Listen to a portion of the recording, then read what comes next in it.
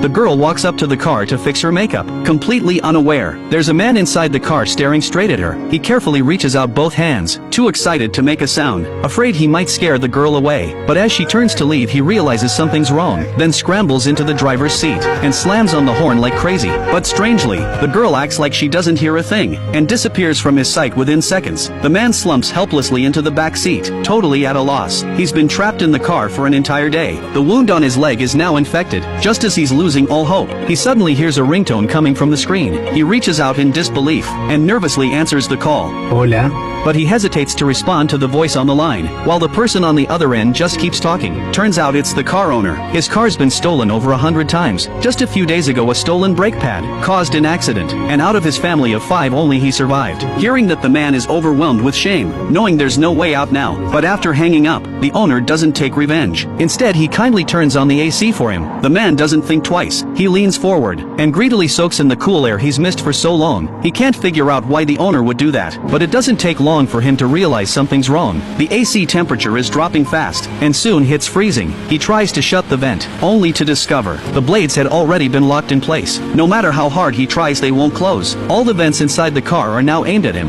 In no time, he'll be frozen like an ice sculpture. Out of options, he rips off the shirt he used to wrap his wound, quickly throws it back on, then tears off part of his jeans and rewraps the injury. He uses the floor mat to block the biggest vent, then stuffs the rest with old newspaper. But even after all that, he's still freezing. Soon he's curled up in the back shivering. His lips turn purple from the cold, and every breath he takes releases visible frost. Just as he's on the verge of freezing to death, the phone rings again, this time before the owner says a word. The man gives in and begs for mercy, but the owner doesn't let up. In fact, he growls, "This is only the beginning," then hangs up again, while the man rages and curses. But rage gets him nowhere. Luckily, the owner finally shuts off the AC. The man can only sit there in silence, bracing for the next round of punishment. Just then, a police car suddenly pulls up. 2 officers get out and start checking out the vehicle. Ironically, this petty thief who used to run at the sight of cops now screams for help like they're his only hope. But no matter how loud he yells, his voice goes unheard. Right in front of him, the cop slaps a ticket on the windshield, citing the tinted windows as too dark.